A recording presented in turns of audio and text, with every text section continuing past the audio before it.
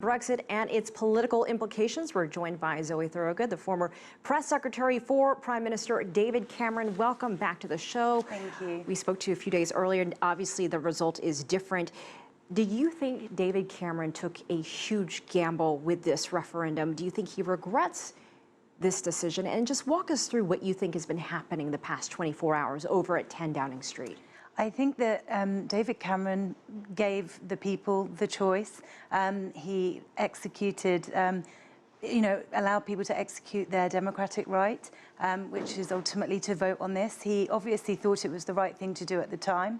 I think with hindsight and given the events of the last 24 hours, he probably is regretting that decision in his heart of hearts.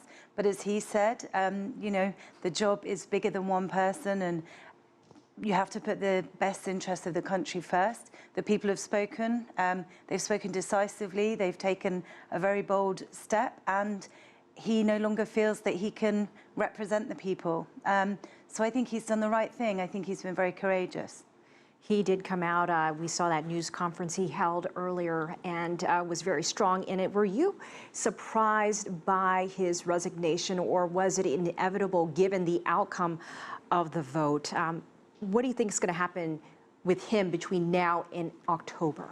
Well, I wasn't surprised at all that he went. He's always been somebody that takes decisive action, that takes decisions, difficult decisions quickly, and he knew that his position was untenable and it was the right thing to do.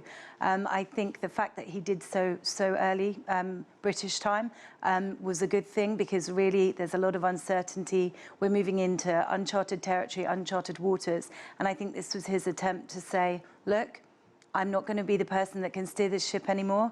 That's going to be down to somebody else. All I'm going to try and do is prepare the country and get things ready so that when I hand over to the next person, the UK has a chance to move forward in a hopefully positive fashion and deal with, quite frankly, the fallout from this very difficult decision.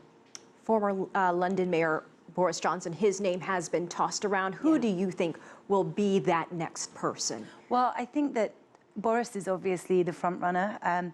Already the bookie's favourite, I believe, which doesn't surprise me. He had a very successful tenureship as Mayor of London. He is very well liked.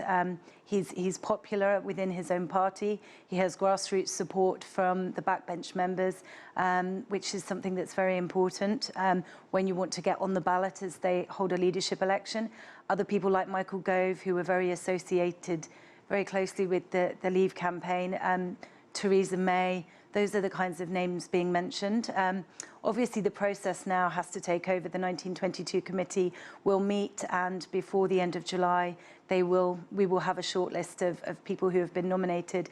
Then every party member will get a vote to decide, every Conservative Party member to decide who it will be. By the time we get to September, we'll be down to the 2 candidates, and hopefully we will see somebody in place before party conference starts in October.